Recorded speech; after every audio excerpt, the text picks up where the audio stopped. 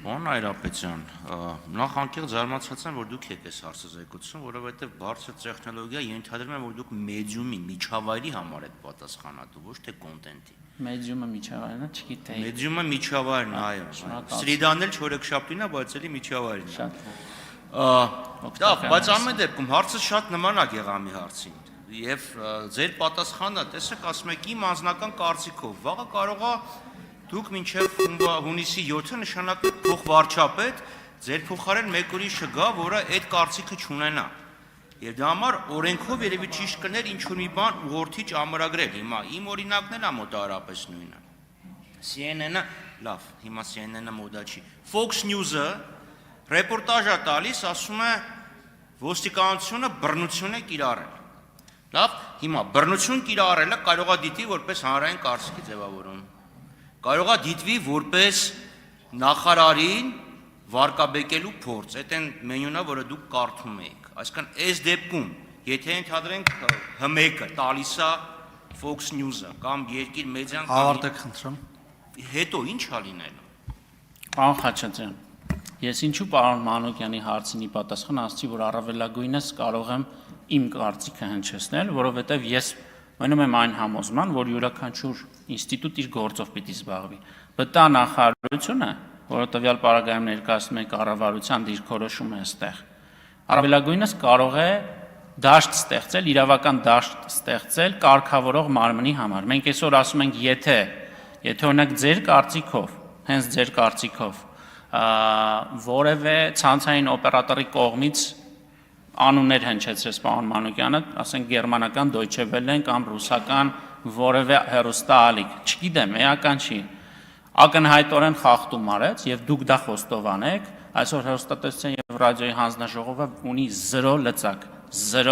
լծակ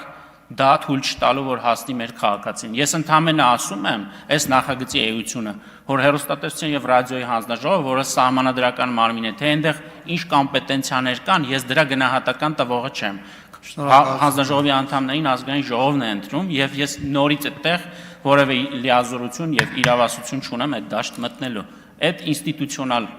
դաշտ է եւ այդտեղ յուրաքանչյուր ինստիտուտ իր գործով պիտի զբաղվի։ Արձագանք, պարոն Խաչատրյան։ Դե հենց իմ ասածն էլ յուրաքանչյուրը իր գործով պետք է զբաղվի։ Ձեր գործը միջավայր տրամադրելն է, ոչ թե կոնտենտի մասին օրենք զեկուցելը։ Հիմա պատկերացեք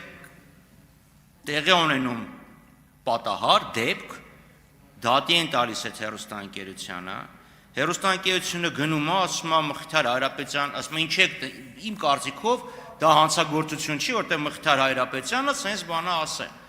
Դատարանը չի ասի, չէ՞, Մխիթար Հայրապետյանի կարծիքով դա հանցագործություն է կամ հանցագործություն չի։ Օբյեկտիվ չափորոշիչներ են պետք, այսինքն ընդունում ենք մի օրենք,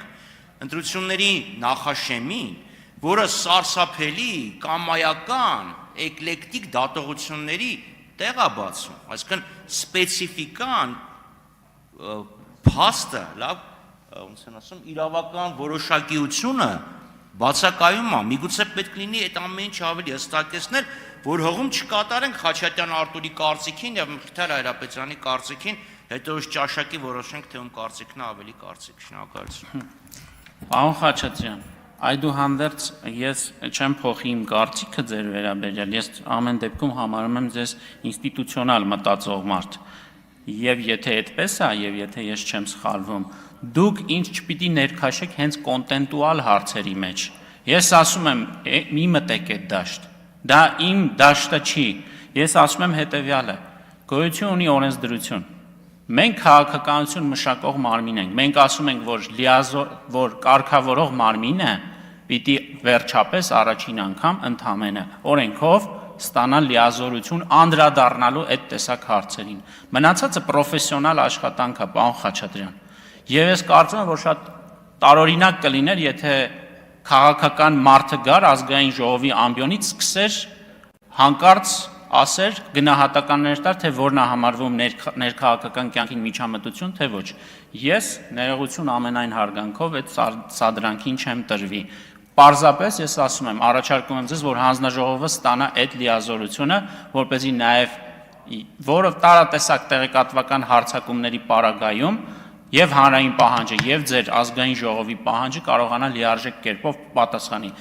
Հանձնաժողովի նախագահ ամեն տարեկան զեկույցի ժամանակ հենց այս ամբիոնից գալիս եւ արձանագրում է, որ այն հարցերը, որոնք հիմնականում բարձրաձայնվում են, դրանց պատասխանը օրենսդրական բացի մեջ է։ Մենք այդ բացն ենք ուզում լրացնել։